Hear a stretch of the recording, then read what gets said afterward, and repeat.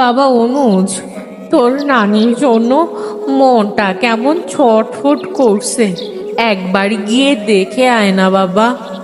আমি তো বাবা অসুস্থ, না হয় আমি তোর সাথে যেতাম।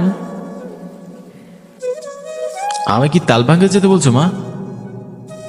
পরীক্ষা তো শেষ, আজ না হয় একটু যা, তোর নানিকে দেখে আয়, কাল না হয় চলে আসবি।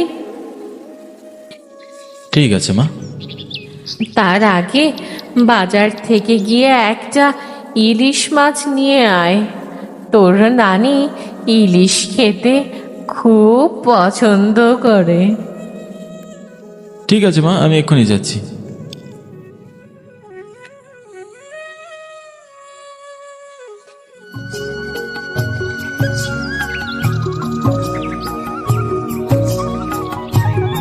আজ যা গরম পড়েছে, এই রোদের মধ্যে নানা বাড়ি যেতে ইচ্ছাও করছে না।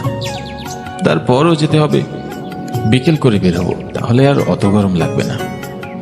আমার নাম অনুজ সেন, হরিপুর গ্রামে থাকি। সবে ইন্টারমিডিয়েট পরীক্ষা দিয়েছি। বাবা ব্যবসার কাজে শহরে গিয়েছে, আর তাই বাড়ির বাজার সদাই সব আমারই করতে হয়।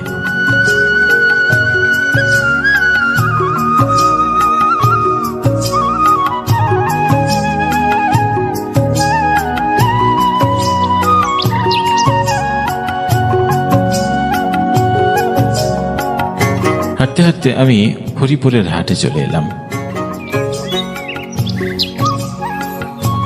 মাছের বাজারে খুব একটা ভিড় নেই। ইলিশ মাছ খুঁজতে খুঁজতে একটা দোকানের সামনে এলাম।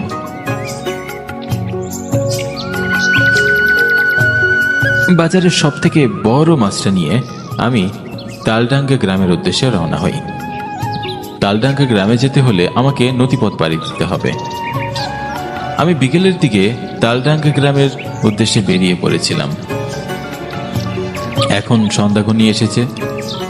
এই গ্রামটা একেবারেই নির্জন নিস্তব্ধ এক গ্রাম।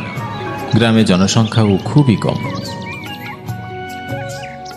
এখানে বিদ্যুৎ এসেছে মাত্র 2-1 বছর হবে। নানা বাড়ির অবস্থা তেমন একটা ভালোও নয়। বড় মামার একার উপার্জনে পুরো সংসার চলে, তাই বাবা প্রতি মাসে অল্প কিছু টাকা দিয়ে সাহায্য করে। ছোট মামা শহরে পড়াশোনা করে। মামার চাকরি হলে তাদের অত কষ্ট আর থাকবে না।